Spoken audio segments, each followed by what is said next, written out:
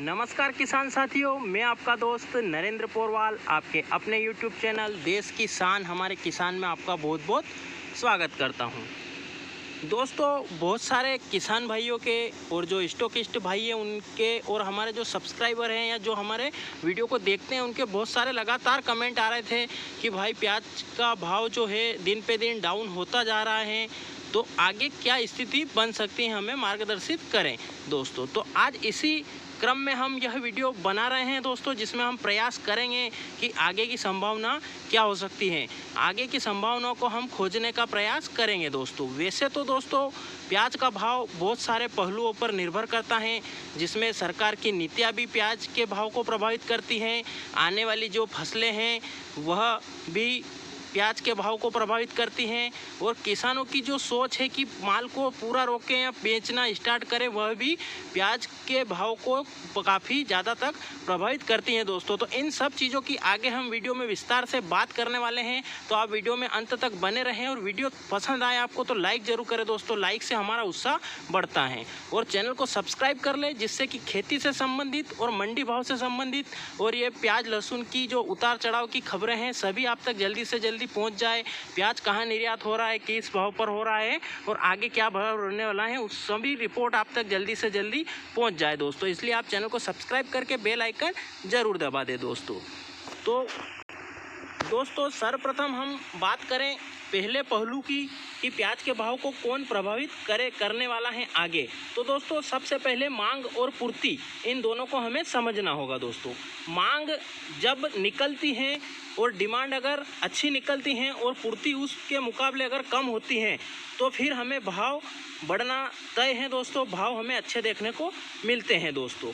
और अगर फिर पूर्ति ज़्यादा हो जाए, मंडियों में आवक ज़्यादा हो जाए और जो आगे मांग कम निकलती है या माल का जो बड़ी सेंटर है वहाँ से उठाव कम होता है, तो फिर हमें भाव स्थिर या फिर गिरावट देखने को मिलती है, जो कि अभी वर्तमान स्थिति में मिल रही है दोस्तों। अभी ऊपर में माल 21 से 22 रुपये तक कोई लोट जा रहा है दोस्तों, बाकी 2000 तक माल प्याज अच्छा माल जो है वह सीमित दायरे में 2000 तक बिक रहा है दोस्तों अभी के मुकाबले।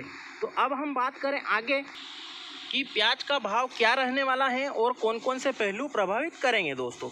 तो सबसे पहला पहलू है जो रबी सीजन का वर्तमान में जो भंडारण में प्याज पड़ा है, अगर वह किसान भाई घबरा कर नहीं और अगर बिना घबराए धीरे धीरे कम मात्रा में थोड़ा थोड़ा माल हर तेजी में या हर महीने के हिसाब से या सप्ताह के हिसाब से जो अपनी क्वांटिटी का जो माल पड़ा हुआ है उसे हिस्सों में अगर बेचेगा और मंडियों में अगर भीड़ नहीं होगी, तो हमें भाव में कुछ आगे जाकर तेज़ी देखने को ज़रूर मिल सकती है दोस्तों। क्योंकि माल की खपत रेगुलर होगी और जो मांग होगी उसके अनुसार ही अगर किसान भाई पूर्ति करेगा, जो माल मंडियों में अगर ले जाएंगे तो उसके हिसाब से भाव हमें टूटते हुए नहीं दिखेंगे दोस्तों, अच्छे भाव देखने को हमें ज़रूर मिलेंगे दोस्तों। तो किसान को जो हल्का माल है या जो ख़राब होने जैसा माल है वह पहले निकालते हुए प्राथमिकता उसे देते हुए अपना स्टॉक में से थोड़ा थोड़ा माल बेचना चाहिए दोस्तों। सारा माल रोक कर भी नहीं रखना चाहिए और सारा माल जो है वो अपने को एक साथ भी नहीं बेचना चाहिए दोस्तों। हर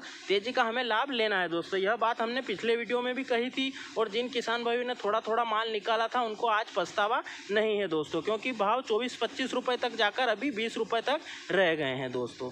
तो ये पहलू है। अब अगर दूसरे पहलू की बात करें, कौन सा पहलू जो है कि सबसे ज़्यादा प्रभावित करेगा, तो दोस्तों उसमें आता है जो कर्नाटक और आंध्र प्रदेश की जो आने वाली फसलें, जो कि अगले 30 से 35 दिनों में बहुत अच्छी मात्रा में स्टार्ट हो जाएगी अगर वहाँ पर नुकसान नहीं होता है तो यह फसल प्रभावित करेगी भाव को। अगर वहाँ पर कम पानी गिरता है या जो फसल हमारी जो हार्वेस्टिंग का टाइम होता है आंध्र प्रदेश और कर्नाटक में, उस समय उधर बारिश कम होती है, तो फिर हमें भाव यहाँ से अभी जो भाव देखने को मिल रहे हैं उसमें से 4 से 5 रुपये और टूट सकते हैं दोस्तों।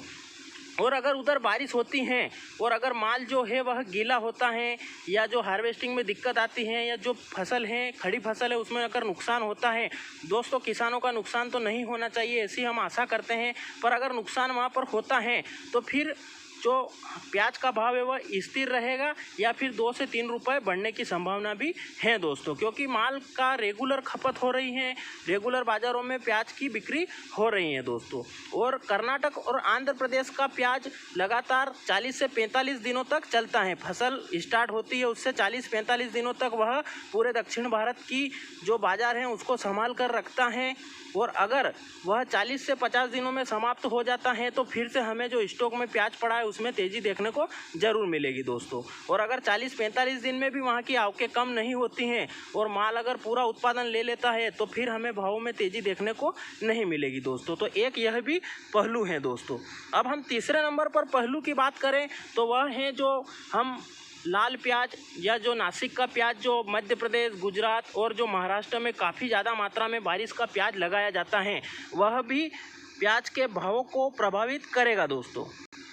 तो दोस्तों यदि आने वाले आगामी महीने में बारिश कम होती है तो फिर हमें जो खरीफ प्याज की जो नर्सरी या जो चौपाई का काम रहेगा उसमें बाधा नहीं आएगी दोस्तों। और बारिश कम रहेगी तो नर्सरी भी ख़राब नहीं होगी और जो चौपाई का काम होगा या जो प्याज को लगाने का काम होगा वह भी सुपर फास्ट तरीके से होगा और उस फसल पे भी कोई नुकसान नहीं होगा दोस्तों। तो उस कारण से हमें भाव में फिर यही देखने को मिलेंगे या 2-3 रुपये डाउन भी जा सकते हैं। और अगर अच्छी बारिश आगामी 1 महीने में, आज से लेकर 1 महीने तक अच्छी बारिश अगर होती है, आगामी दिनों में अच्छी बारिश होती है तो फिर जो खरीफ प्याज की जो खेती कर रहे हैं किसान, उनको काफ़ी ज़्यादा समस्या का सामना करना पड़ता है दोस्तों, क्योंकि प्याज को लगाने के लिए सूखा मौसम भी चाहिए और नर्सरी को भी काफ़ी ज़्यादा पानी से नुकसान होता है दोस्तों। पूरे के पूरे खेत भरा जाते हैं। जिन खेतों में प्लांटेशन हो गई है, रीप्लांट कर दिया है प्याज, उन खेतों में भी नुकसान होता है और नर्सरी में भी काफ़ी ज़्यादा नुकसान होता है दोस्तों। तो नुकसान होना तो नहीं चाहिए दोस्तों, पर अगर नुकसान होता है तो फिर हमें भाव में 3 से 4 रुपए की तेज़ी देखने को मिल सकती है और यदि नहीं होता है तो फिर हमें भाव में स्थिरता देखने को मिलेगी दोस्तों। ये है तीसरा कारण दोस्तों। तो यह भी काफ़ी ज़्यादा प्रभावित करेगा प्याज के भाव को। अब यह नुकसान होता है या नहीं होता है यह काफ़ी ज़्यादा आगे की बात है दोस्तों। इसमें हम कोई भी अभी नहीं बता सकते कि पानी किस मात्रा में गिरेगा, कितना गिरेगा, कितनी बारिश होगी। इस मामले में विज्ञान भी काफ़ी हद तक पास भी हैं और फेल भी है दोस्तों। निश्चितता कोई नहीं कह सकता, ये तो अनिश्चित पहलू है दोस्तों। इसके बारे में कोई भी नहीं कह सकता है दोस्तों। तो ये बारिश के ऊपर डिपेंड करेगा। अगर ज़्यादा बारिश होती है तो फिर प्याज के भाव हमें बढ़ते हुए भाव देखने को मिलेंगे दोस्तों। अगर ज़्यादा बारिश होती है तो हमें भाव में बढ़ोतरी देखने को मिलेगी। और अगर कम बारिश होती है और जो अभी खरीफ प्याज में अगर अच्छा उत्पादन की संभावना होती है तो फिर स्टॉकिस्ट भाई भी डर जाते हैं, जो आगे खरीदने वाले हैं वो भी डर जाते हैं, उनको भी डर बना रहता है, इसलिए वो कम प्याज खरीदेंगे दोस्तों। तो ये होगा 3 पहलू। अब अगर चौथे पहलू की बात करें तो वह है सरकार। अगर सरकार आयात या निर्यात नीति में काफ़ी ज़्यादा परिवर्तन करती हैं तो वह भी प्याज के भावों को काफ़ी ज़्यादा प्रभावित करते हैं दोस्तों। अगर सरकार प्याज का निर्यात अच्छे तरह से चलने दे, उसमें कोई भी इंटरफेयर या हस्तक्षेप नहीं करे तो फिर प्याज के भाव बढ़ते ही जाएंगे दोस्तों। क्योंकि बाहर अगर प्याज जाएगा तो उसकी खपत बाहर भी होगी और भारत के प्याज को इंटरनेशनल मार्केट मिलेगा दोस्तों। तो यह काफ़ी ज़्यादा प्याज के भाव को प्रभावित करेगा दोस्तों। तो अगर सरकार निर्यात करती है तो प्याज का भाव बढ़ेगा, और अगर हस्तक्षेप करती है और निर्यात में रोक लगाती है या बाधा बनती है और आयात करने का सोचती है तो फिर हमें भाव में कम होते हुए दिखेंगे या भाव में कमी देखने को मिलेगी या भाव स्थिर रहेंगे दोस्तों। अब दोस्तों अगर 5वें पहलू की बात करें तो वह है कोरोना या कोरोना की तीसरी लहर, जो कि एक इंटरनेशनल मुद्दा है या जो कि एक इंटरनेशनल समस्या बन चुकी है दोस्तों।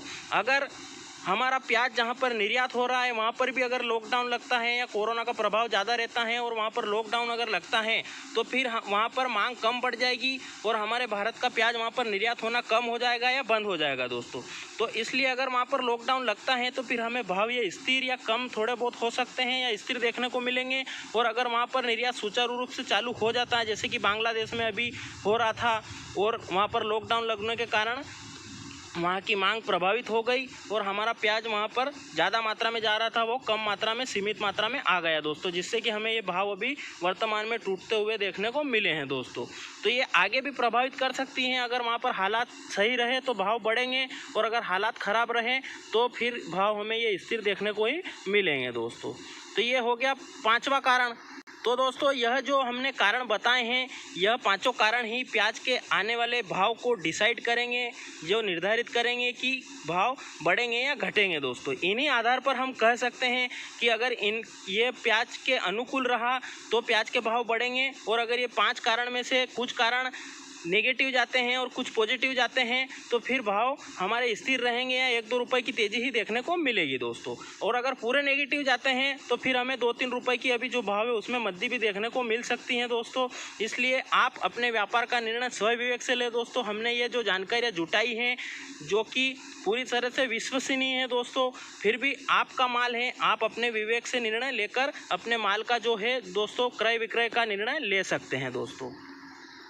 हमारा मकसद दोस्तों किसी की भी भावनाओं को ठेस पहुंचाना नहीं है दोस्तों। हमने जो कारण थे वह बता दिए हैं। बहुत सारे दोस्तों बोलते हैं कि ये पूरी सटीक रिपोर्ट है, ये वहाँ पर मतलब इतना भाव आ जाएगा, इतना भाव आ जाएगा दोस्तों, पर वो सारा कुछ एकदम से जो पूरा 100% कोई भी नहीं कह सकता कि भाव बढ़ेगा या घटेगा दोस्तों। एक अनुमान ही लगाया जा सकता है दोस्तों, और जो अनुमान है वह बहुत सारे मुद्दों पर डिपेंड करता है, जो कि हमने आपको सारे मुद्दे दोस्तों बता दिए हैं। अगर और भी कोई छूट गया है तो आप कमेंट बॉक्स में बता सकते हैं, जिससे कि हमारे किसान भाई उससे अवगत हो सके दोस्तों। और अगर आपकी कोई समस्या हो खेती से संबंधित या प्याज भंडारण से संबंधित तो आप उसका भी कमेंट कर सकते हो, हम उसका जवाब भी ज़रूर देंगे दोस्तों। और वीडियो कैसा लगा वह भी कमेंट में ज़रूर लिखें दोस्तों, जिससे कि हमें हमारा उत्साह भी बढ़ सके, और वीडियो लाइक भी करें और शेयर भी करें, जिससे कि और भी किसान भाइयों को जानकारी मिल सके। और लाइक से हमारा उत्साह बढ़ता है दोस्तों, हमारे हमने जो काम किया है उसका हमें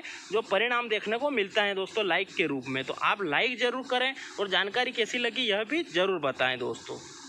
तो ये थी रिपोर्ट प्याज भाव के बारे में। बहुत सारे कमेंट आ रहे थे, उनके सारे जवाब देने की कोशिश आगे भी हम करते रहेंगे दोस्तों, और अभी भी कर रहे हैं दोस्तों। तो दोस्तों इसमें सारे मुद्दे हमने बता दिए हैं, वह डिपेंड करेगा उन मुद्दों के ऊपर कि भाव बढ़ेगा या घटेगा दोस्तों। तो आपको जानकारी पसंद आई होगी, आशा करते हैं। मिलते हैं अगले वीडियो में। जय हिंद, जय भारत दोस्तों।